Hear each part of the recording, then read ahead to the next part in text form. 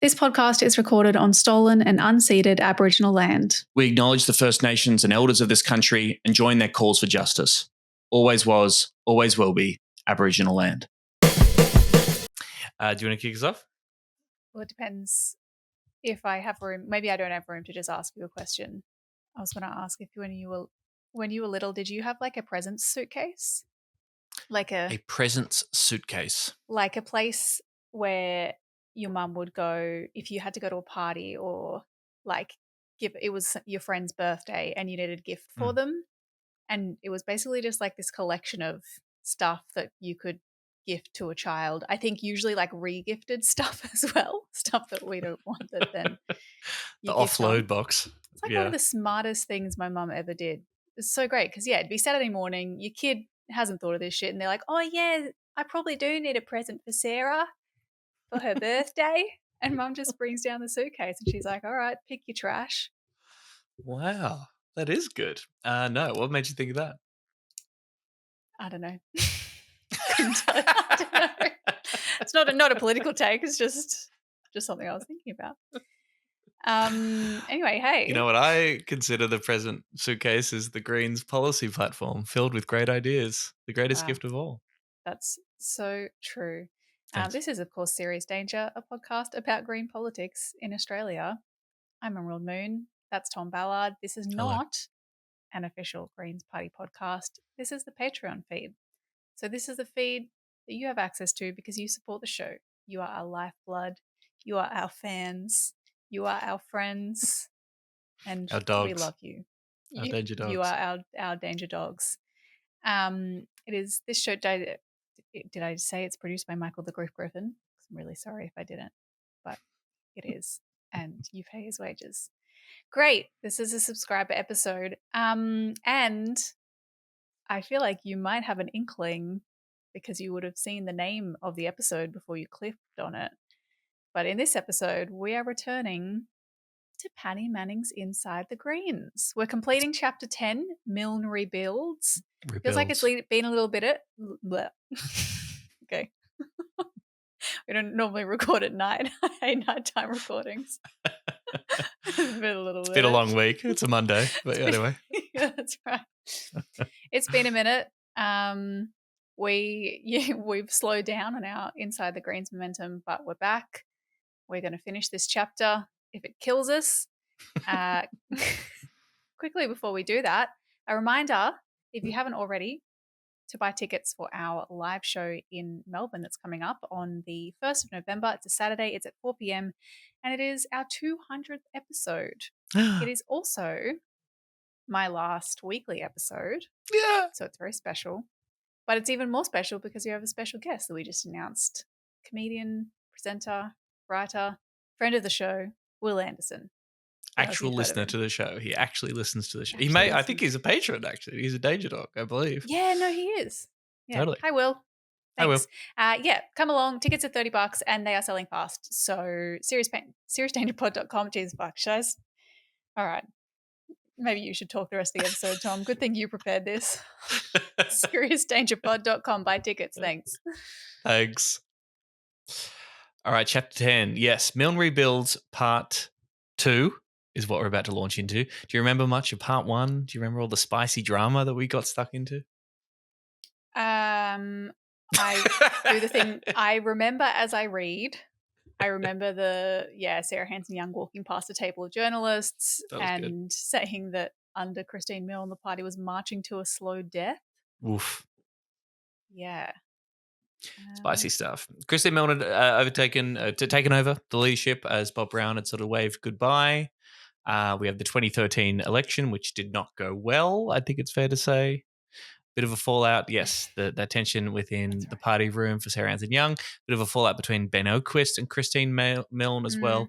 Morale is generally low, what with, Tony Abbott being the fucking Prime Minister of the country, which was, I'll say it, pretty bad. Wow. You're just going to come right out and say it.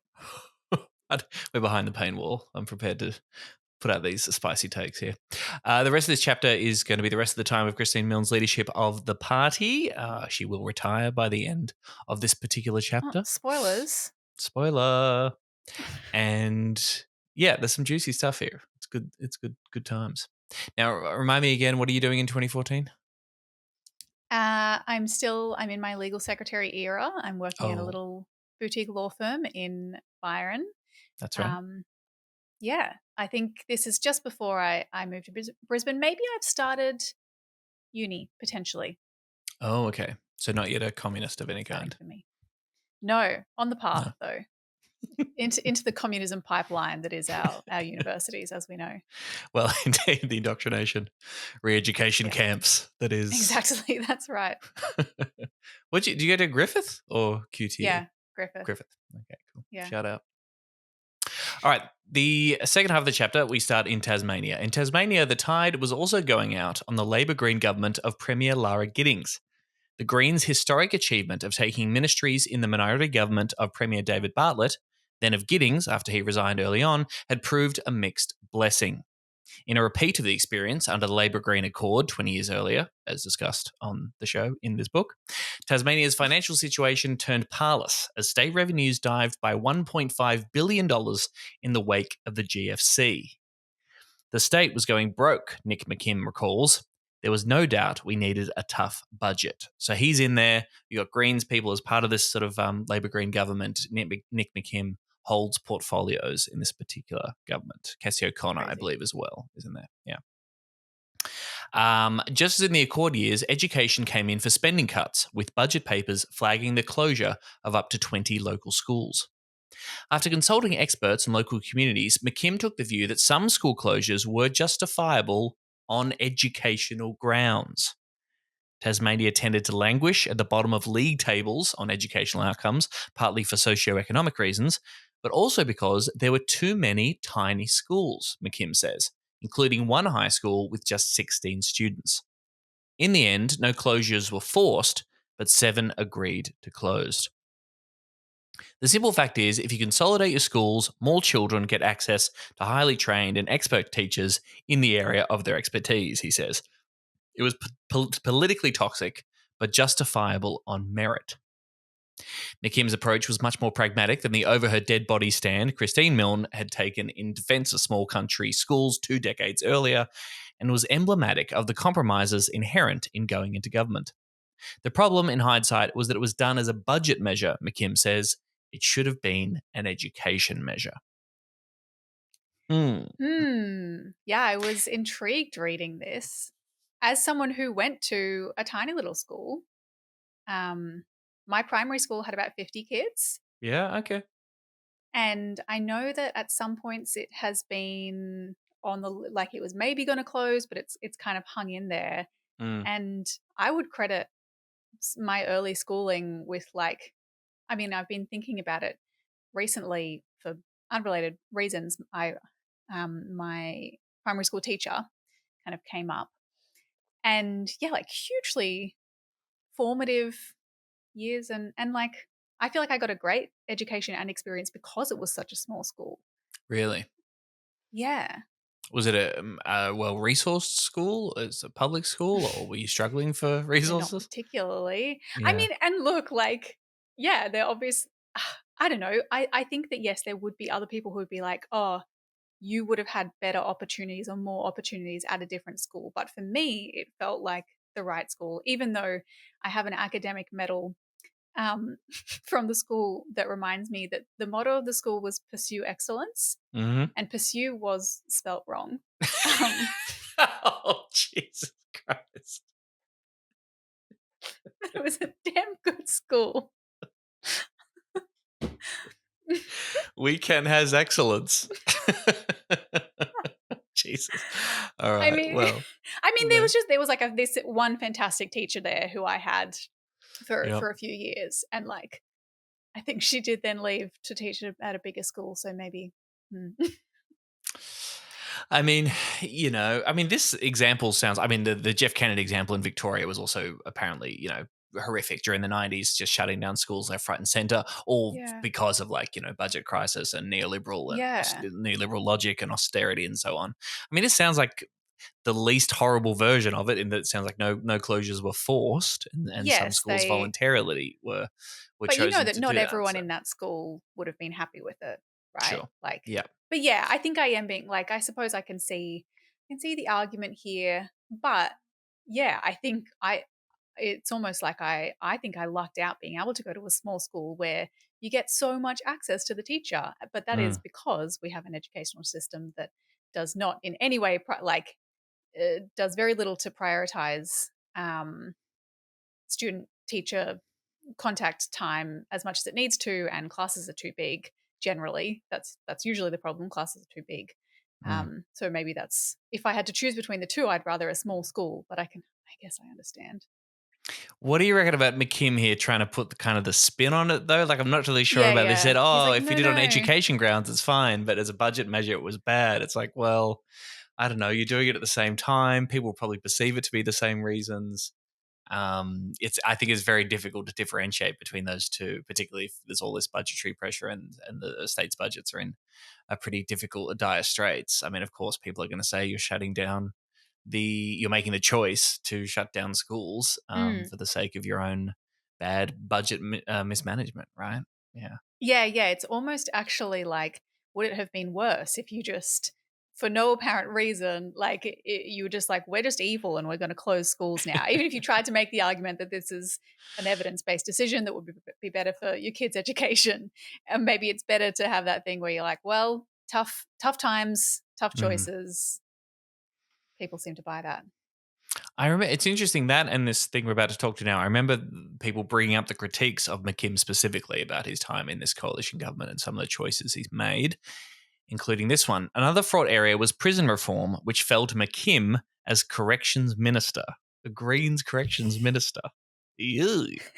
But yeah, that's maybe what you'd think going into it. Be like, gosh, how's this going to go? But then, according to the book, he wanted to run a human rights-based prison system and commissioned. I guess there's a spectrum. Some would argue. Yes, where your prison system could fit in the human rights spectrum, I suppose, yes. And commissioned a ground-up review by former Australian Federal Police Commissioner Mick Palmer. McKim wound up clashing with the unions representing prison wardens and other staff, chiefly United Voice and the Community and Public Sector Union. I inherited an absolute basket case where the unions were absolutely running the joint, says McKim. They were acting illegally on a daily basis by putting people in solitary confinement. There was one guy that was in solitary confinement for 13 days, and the prison management didn't even know about it. It was the people on the shop floor that were doing it. A showdown loomed when McKim removed the heavy-handed tactical response group from Risdon Prison, triggering an escalating industrial dispute in which 56 staff were stood down. McKim took the extraordinary step of requesting correctional services staff from Western Australia be put on standby, leading to accusations he used scab labour, which he denied. Ooh. Spicy. Yeah. Coming up against, the corrections unions can be pretty shit. Like, right. I understand they're workers, but it's like the police union, right? They are direct, like they have outsized influence compared with a lot of other unions, and are often directly or at least somewhat responsible for some really shitty things. Like, I know the corrections union in Queensland, for example, I think they're behind a lot of things like the continued use of spit hoods, because they're like, there's no other way I could possibly protect myself. Maybe wear a mask. Like, anyway. Or they won't allow things like needle and syringe exchange programs in prisons, even though they've been successfully introduced and like on a human rights basis, because sorry, there are fucking needles and drugs in your prisons. Like, don't pretend that there's not. Yeah. You're just going to reduce the risk of spreading Hep C. But yeah, it's the unions who are like, nah, not having it. It's such an interesting relationship, isn't it? Because people, cops and correctional services, their interaction with the human beings under their care, or at least the people they have to deal with on a regular basis. In normal workplaces, you're dealing with customers, or health staff are dealing with patients, right, who have an obligation and an investment in sort of helping them, and at least in terms of customers, at least getting along well with them. Whereas it's completely it's an antagonistic relationship, isn't it, between correctional staff and oftentimes cops and alleged criminals. And so the union is there to represent their members as workers doing that job. And that, of course, clashes with the interests of the human beings that that are under their care or control, perhaps is more appropriate. Yeah. And I'm way sure, to well, describe and there it. are certainly instances that, like, there are some things where reforms or conditions will benefit both prisoners and corrections Right. officers. Yeah. But yes, there are some where they come into conflict. We also had the TFA. By far the most difficult issue of the Tasmanian Greens' 4 years in government, however, was the forestry peace deal, which divided the environmental movement and the party itself. After Guns sued for peace in 2010, the forestry industry, unions, and environmental NGOs had spent 3 years hammering out a compromise known as the Tasmanian Forest Agreement, which was then put to Parliament to be enacted in legislation. In exchange for ongoing subsidies of $350 million, the TFA expanded the Tasmanian World Heritage Area by 170,000 hectares and stopped construction of a loop road that would have carved a swathe through the Tarkine, conditional on an end to substantial active protests against logging under a durability clause.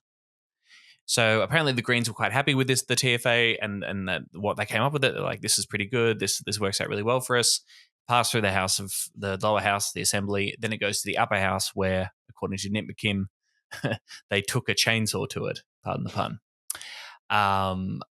It was sort of hard to get a clear picture of exactly how much it had been kneecapped, but there also seemed to be some limitations on the right to protest, right? Like to try and silence people who are protesting against the logging industry in Tasmania. So bad to the point that Bob Brown supports the Greens voting against it. Richard Flanagan described the Greens and the ACF support for it as perhaps the greatest own goal in Australian political history. Could be a little bit of hyperbole going on there, but hey, we love that. Eventually, 4 Greens MPs, including McKim and O'Connor, support it. One, Kim Booth, crosses the floor, saying the bill went too far in terms of undermining the fundamental principles of free speech, democracy, and protection of parks and conservation areas. Interesting.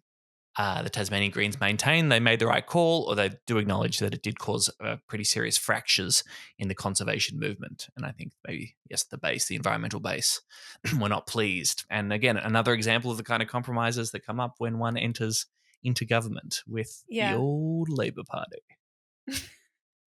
A day before calling the 2014 election, Premier Giddings called in McKim and O'Connor and sacked them, citing fundamental philosophical differences. In what the opposition irreconcilable differences. I'm divorcing you. It's conscious uncoupling.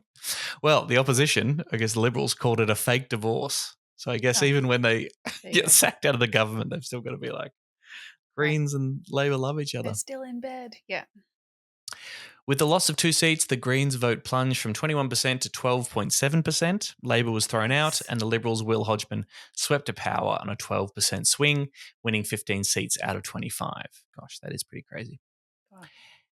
As always, we got a touch-up after balance of power. It's happened every time down here, says McKim. It happened when Bob was leader, it happened when Christine was leader, and it happened when I was leader. Which was true, although the 8% swing against the Greens in 2014 was much worse than the party had suffered in either 1998 or 1992.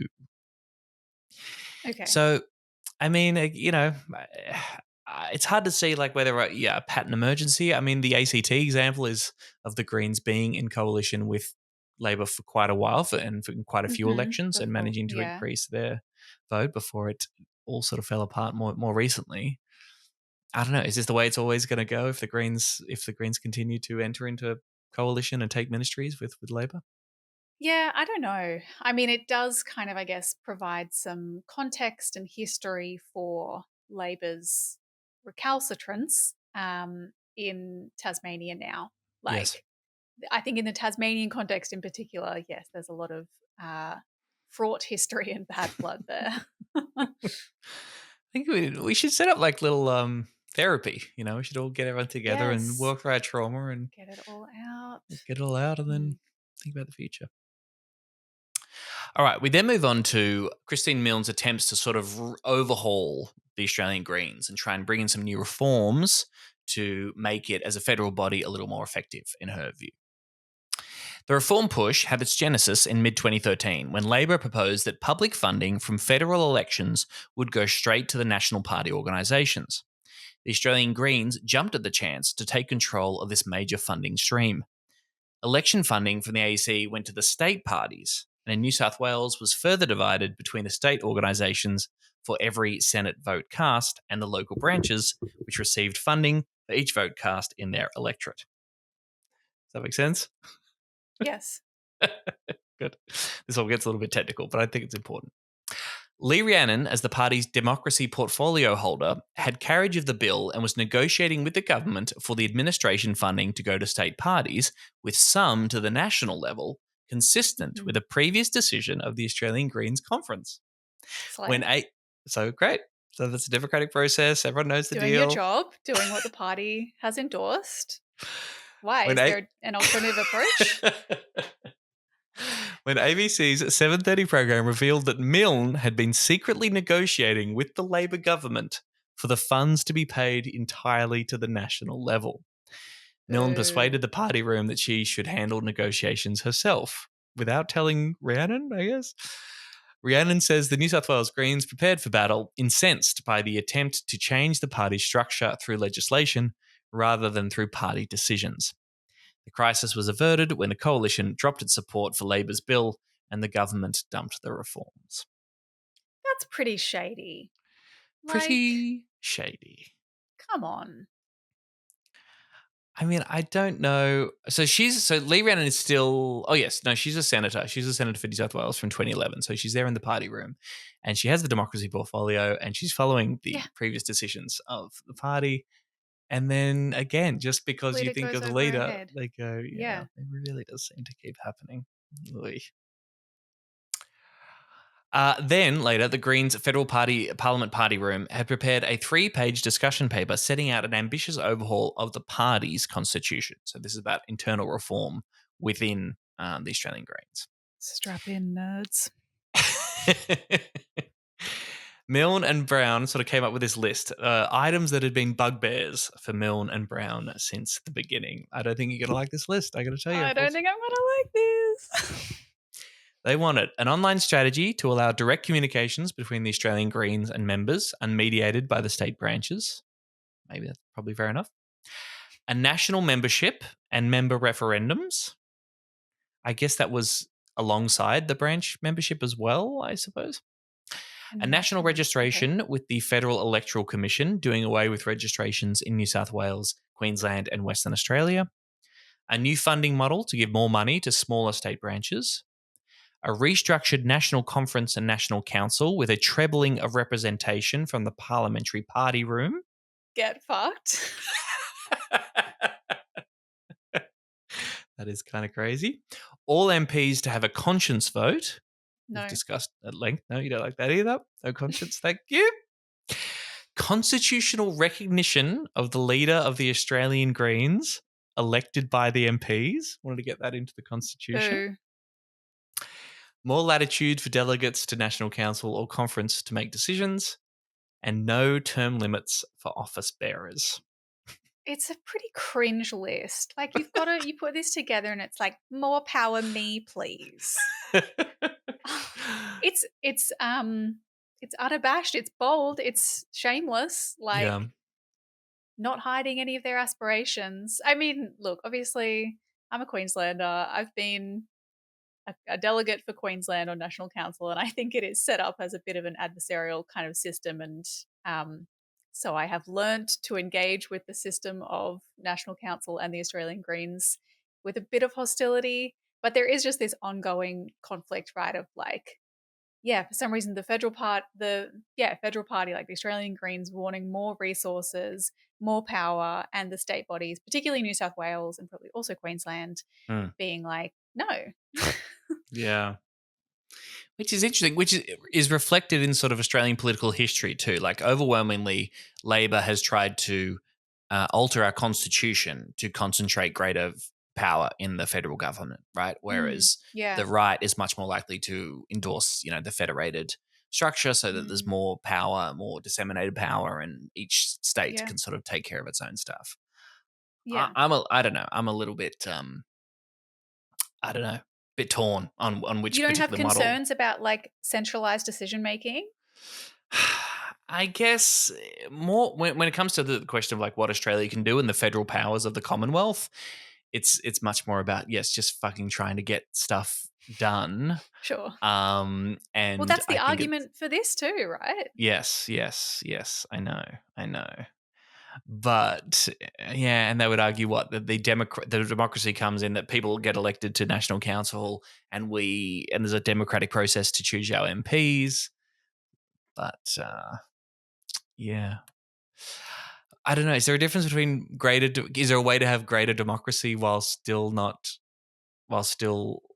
allowing a central authority with democratic mandate to do lots of stuff that it needs to do? I don't know. I mean, we do. The Australian Greens does do things that it needs to do. Yeah, And true. yeah, arguably they the states could probably do with a greater share of resources, not less, but Right. that's my opinion. Spoiler alert, a bunch of that stuff didn't happen, as I'm sure Yeah. people familiar with internal party processes know. Milne took up the cudgel, and as with the constitutional debates a decade earlier and a decades before that, when the party was first forming, there was immediate pushback from the larger states, not just New South Wales, but also Queensland and Western Australia. Yeah. The lesson throughout all the Inside the Green story is that state branches do like their autonomy for perfectly good reasons, I suppose. I think it's probably fair. Particularly when we see the animosity between the various state branches and, yes, the constant tussle between Tasmania and New South Wales plays out again and again. Mm. But later in the chapter, we learn that after the national conference in Canberra in November of 2014, Milne emerges with an announceable party reform, a new 25-person national council made up of representatives from the party room, state and territory branches, and office bearers, which would meet 10 times a year rather than 2 to streamline policy making and campaigning. Right. So yeah, I didn't realize that this form of national council, I guess, is relatively new. Sure. Yes. Yes. Well, it sounds like you used to have a national council that met twice a year. That would have been much more AGM-y as opposed to the bit more active council that is. So you've been a national councillor, is that right? Yes. Okay, right. And how exciting was that? Well, actually kind of exciting. Like, I wouldn't say it was boring. Right. Because I was a national council around the time that we were debating the leadership stuff. Right. So okay. there was conflict, and that's interesting. But yeah, I do think it really. I recently read that book High Conflict by Amanda Ripley. Is it that I don't know that I necessarily agree with all of it, but it does make me think. Yeah, it's probably a bit of a breeding ground for high conflict, getting involved with like internal party stuff at a national level, particularly. I don't know anything about the book. What's the premise? Is high conflict good or bad? High conflict is bad. Okay. And it's kind of like about when I'm not going to be able to summarize this well, but just getting caught up in the conflict itself to the extent that it's then counterintuitive. And you're then just you're blinded by the partisanship. It's less about the outcome or the thing you're fighting over and more about winning the fight. Exactly. Okay. Yeah. And not being willing to maybe look for common ground or take people at face value and actually listen to what they're saying, because you're coming into it from a position of we're on opposite sides, and that's that. Interesting. Quite a challenging book for me to read because I'm probably a high conflict person. But, yeah. Isn't the National Council about consensus decision making though? Well, that's true. It is consensus. But yeah, you come in and you go, this is a bit of a diversion, but it's I would come into it being like, well, I'm a Queenslander. And so I'm here to fight for Queensland against anyone who is like opposing anything that Queensland wants to do. Anyone who's not in Queensland. Yeah. Which maybe not always Queensland that hospitals are for Queenslander. I think for Queenslanders, you've always maintained that position. I've always said that, yeah. Then Paddy Manning spends quite a bit of time on the speech from Hot Scott Ludlam in February of 2014. Is that your name? This doesn't ring a bell to you at all. Hot Scott Ludlam. Hot Scott Ludlam. Do you remember this? This speech doesn't raise any memories for you? You don't remember this particular address? No, I was still not, like 2014, I don't know how preferential voting works. Like, I'm not there yet. That's fair. In February 2014, the High Court ordered a fresh half-Senate election to be held in Western Australia after a disastrous bungle by the AEC saw more than 1,000 ballot papers lost. I do vaguely remember this. People think it was quite funny. At risk was Scott Ludlam, who had just scraped in 2013, but was seen as a potential leader, having established something of a cult following among Greens nationally. Ludlam was a bridge between the more radical and mainstream wings of the party and had built a new constituency for the party amongst tech-savvy millennials through his staunch advocacy of digital rights. A deft social media campaigner backed up by loyal and talented staff, Ludlam had defeated Labor Communications Minister Stephen Conroy's proposed internet filter. Do you remember that debate? You don't remember all this? They were going to, what, like you're at school and you've got blocked websites or something? It was going to be a mandatory internet filter on pretty much everything that was presented as like for all the ISPs, for the entire country, and to try and tackle things like child pornography and abuse material and that kind of thing. But yes, lots of people were like, this is ridiculous. This is very heavy-handed. This is going to be sort of work out to be digital censorship. It's also going to ruin our internet. And eventually the government backed down and just tells, I think there's a list of the most horrendous of websites that ISPs had to flag or what have you. Thank God we saved the internet, right? Such an enjoyable thing to access now. My beautiful playground. Well, the next time you're doom scrolling, spare a thought for Scott Ludlam, who guaranteed our digital freedom. In an electrifying adjournment speech to a near-empty Senate chamber in March, Scott Ludlam looked to the fresh Senate election as an early opportunity for West Australians to send a message to Canberra. Ludlam's speech was squarely addressed to a WA audience, but it was not parochial. It was steeped in Greens history and was a powerful expression of Green values, but it was not partisan. It tapped into the popular backlash against the Abbott government and the Prime Minister personally. Temperamentally shy and softly spoken, Ludlam delivered his speech carefully and precisely, and with all due respect to the Senate President. But his well-crafted sentences were savage. Ludlam showed that, when backed into a corner by Abbott's relentless denialist right-wing assault, the Greens would not cower, but fight. Sounds like Paddy Manning's a bit of a Scott stan. He does love it. He loves this particular speech. And the speech was like him saying, hey, Tony Abbott, I'm inviting you to WA. Come on over. Okay. Like, check it out, because you've got this the way that you just refer to WA as a mining state. You're treating us like rednecks. And I want you to come and spend as much time as you can in Western Australia, because every time you open your mouth, the Green vote goes up. Boom! Wow, owned. Ludlam reached back into his mentor and predecessor in the Senate, Joe Valentine. She came into this place as a lone Western Australian representative, speaking out against the nuclear weapons that formed the foundations of the geopolitical suicide pact that we dimly remember as the Cold War. Since the first day of Senator Valentine's first term, the Greens have been articulating a vision of Australia as it could be.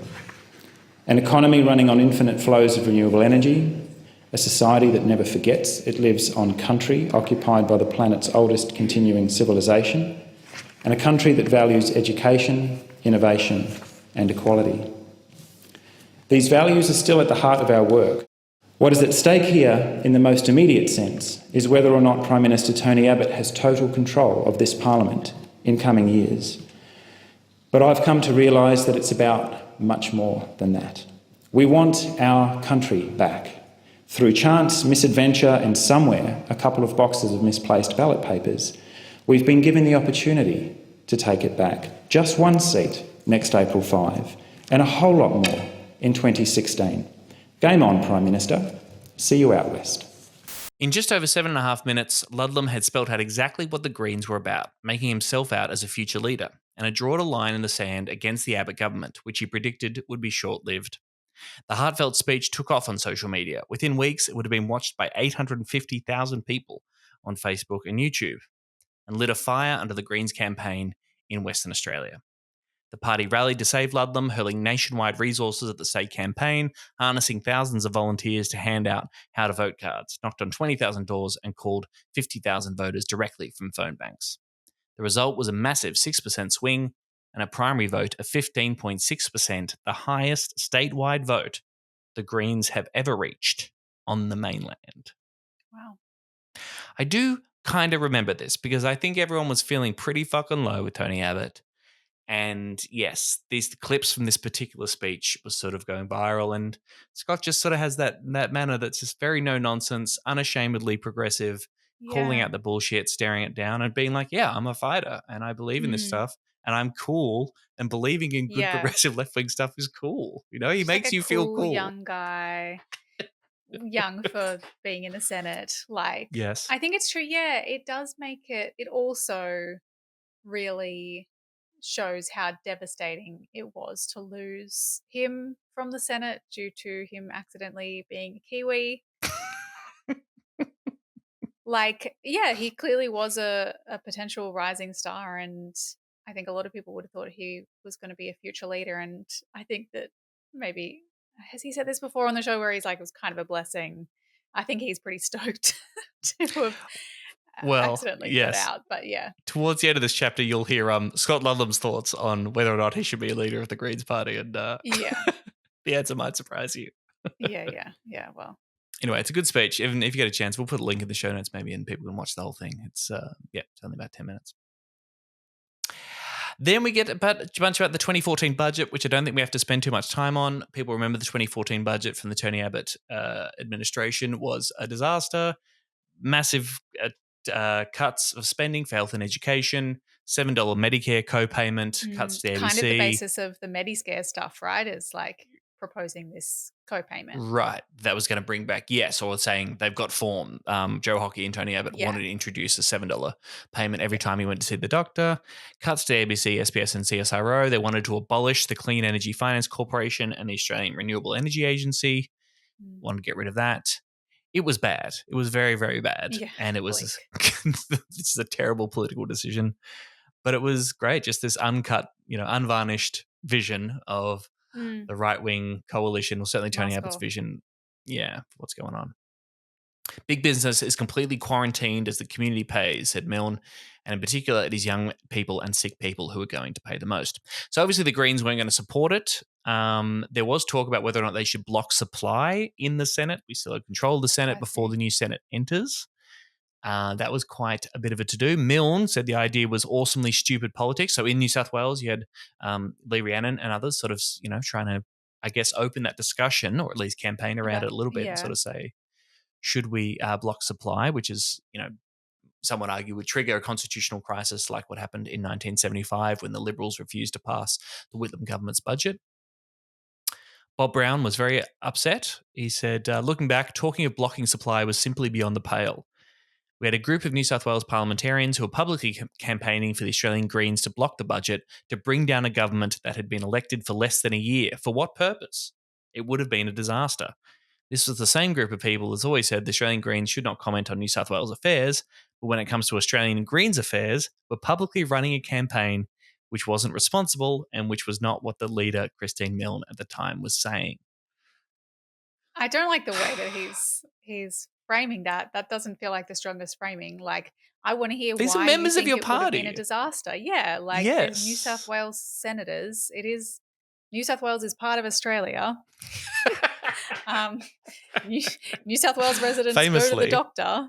Like, yes. I don't really get that. It's always a bad sign when you're like, people shouldn't be making this argument. People shouldn't be running this campaign in public. It's like, well, no, maybe just tell me why you think it would have been a disaster. And I think he's wrong. Looking back, I mean, maybe like it wasn't really, it took a while, I think, for the horror at the 2014 budget to sort of pick up steam. Now, the overwhelming political wisdom looking back is like, this was an absolute disaster. And it was so bad that it goes beyond, it crosses a few lines in terms of just, conservative austerity that you might normally expect. And it was like a disaster, just a complete attack on social solidarity and the welfare state. And if the Greens had used their numbers to block it passing through the Senate, yes, they would have copped a huge amount of heat, but I think they'd be absolutely vindicated by history. Well, this is the thing. Like particularly every Liberal government seems fucking horrific. Like the budget's always really bad. Yeah. You say it crosses lines, but yeah, it's like, what is the line? And I think perhaps a lot of people might argue that there is no situation where you should block supply, where you should block the budget. Like that is something that some people think. And I don't know if I would, especially when I'm in it, like especially when you're in the moment, it's so hard to know, is this actually way worse than what we've seen in the past? Or is it just because like I'm here right now? I feel like I would have trouble trusting myself on whether to make that decision. Interesting. I think, yes, I think rather than like, I mean, and the counter argument was we can block certain measures, right? We can use our negotiation power to make sure that certain measures don't go and get through. But I suppose if you're opposed to the entire premise of the budget, the entire philosophy of the budget, which is GFC is happening, lifters and leaners, yeah, we've got to cut to balance the budget when there were no serious cuts to, to the rich or trying to introduce wealth taxes. No.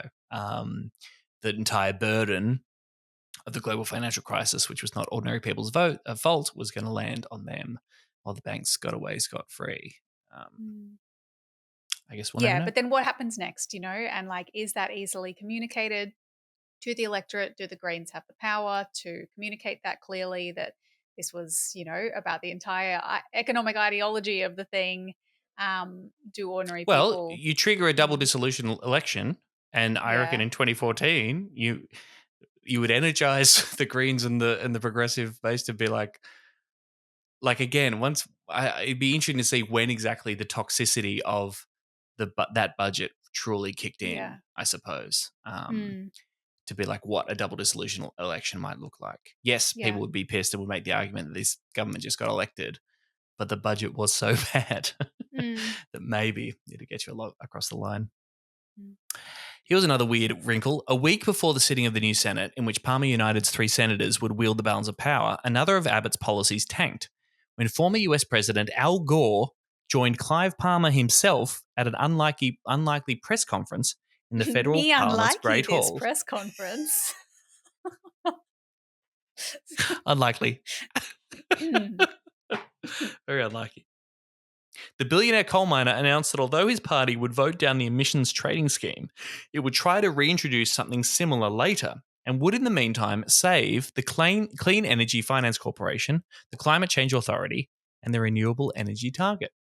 It was a bolt from the blue engineered by the former ACF chief Don Henry, who was close to Gore and Ben Oquist, who had become executive director of the Australia Institute and an advisor to former independent Tony Windsor.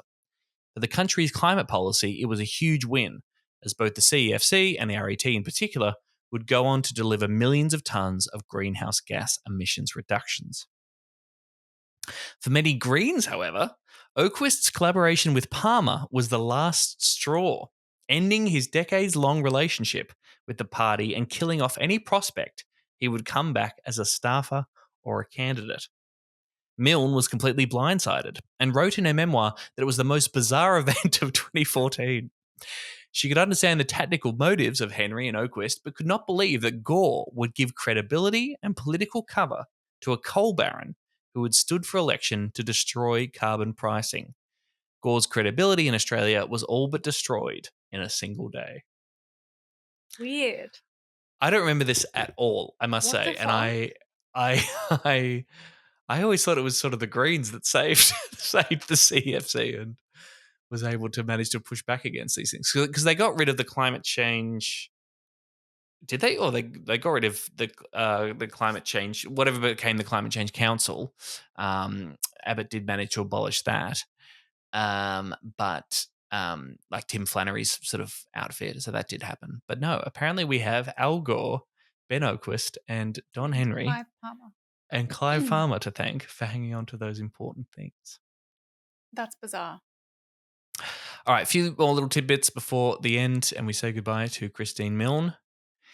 This was interesting. There is no doubt that the growing backlash against the right-wing extremism of the Abbott government and Australian prefiguring of US President Donald Trump re-energise the Greens and progressive politics more broadly.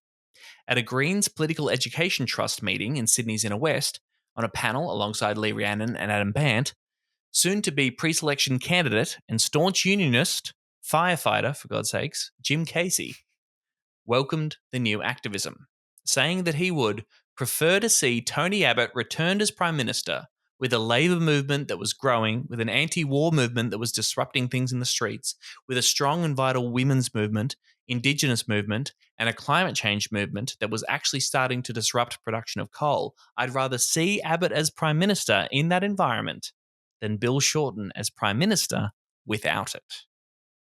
Have you ever heard this before? No. Bold to say, but yeah, he's kind of right to say it.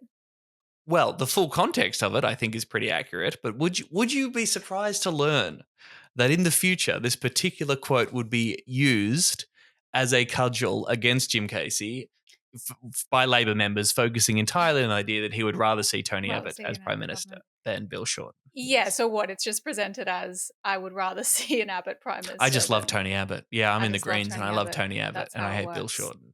Yes. Yeah. Fuck their idiots. They're not idiots. They're evil. Well, it worked. Yeah. I believe, like, because so Jim Casey would run. So he's the one that runs against Abbott, runs against Albo rather in Grainler. Yes. And he's the one where the Daily Telegraph steps in to be like, save our Albo, right? Because cool. of course this guy's a This is so socialist. And we can't be dangerous. having. Yeah. Yeah. When Gough Whitlam died that October, the New South Wales Greens Hal Greenland provoked the righteous fury of Labor heavies, including left luminary Anthony Albanese, by claiming the Greens were Gough's children and that it was the party that takes up where Gough left off. Gough left off. That's hard to say. That takes up where Gough left off in espousing free education. Lee Rhiannon posted a Greens logo under an image of Whitlam to Facebook. That's pretty that's a little bit like offensive. Well, a lot of people were offended. You're right. As Sean Crow's Whitlam's Children recounts, Albanese called a press conference to denounce the Greens' cheap shot, describing Whitlam as a Labor man his entire life. Bill Shorten phoned Milne to demand the image be taken down. Okay, now you might agree that with Lee Rhiannon's move there, but the idea that Bill Shorten would take time out of his day to call someone to take down a Facebook post. Yeah. I don't think it's a cheap shot either. Like, when I say it's offensive, I don't think it was necessarily intended as like an offensive cheap shot. And I also think it's true.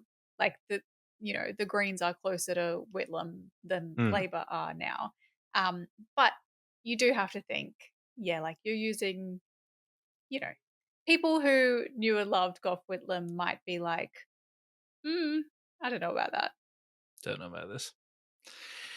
Yeah, I mean, as Paddy Manning goes on to write, it was more than a spat. Labor, too, was re-energising an opposition, rediscovering its policy courage. The contrast between Whitlam, the visionary, the founder of Medicare and so much else, and Abbott, the wrecker, was plain for all progressive voters to see and intensely painful.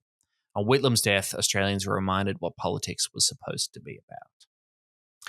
I mean, look, I've not read Sean Crow's Whitlam's Legacy. I have it right here in front of me. I've read bits of it. I was researching bits of the sort of the CPRS Is that the one debate. called Whitlam's Children or whatever? Whitlam's Children, yes. Yeah. By Sean Crow. Here we go for people watching the video. And I would like to read it. I believe that Sean Crow comes down pretty heavily on the idea that Labor is the inheritor of the Whitlam legacy.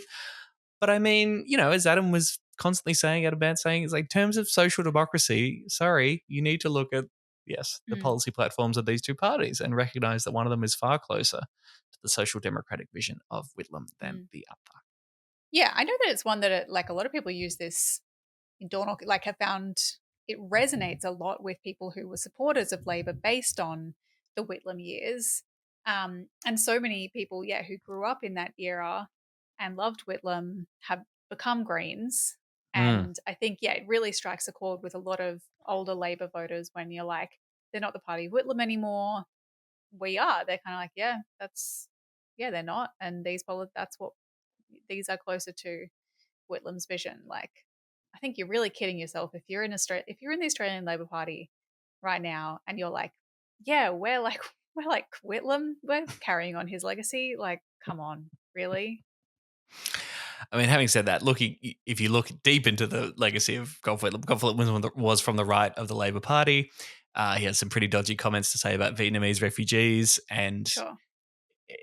some would argue that it's highly likely he would have facilitated the neoliberal turn had he not been dismissed in 1975. Interesting. He was towards the end of his time. He was sort of indicating that he was going in that way. Being a bit more market and business friendly, I suppose. Yeah. But still, a great dude, and I would happily take a Labor leader that was actually like Gough Whitlam in 2025, please. Yes, a left luminary like Anthony Albanese. Yeah, the left luminary. No, I do sometimes feel a little bit conflicted about it. Like, as a strategy or a tactic, I can see people being like, well, this works to kind of like light up a light bulb in rusted on Labor voters' heads sometimes. Sure. But at the same time, it's like, yeah, do you really want to be like, hey, we're like Labor used to be? Or do you want to be like, we're our own thing and it's good and better and better things are possible? Anyway. We're actually better than them. They don't even go here.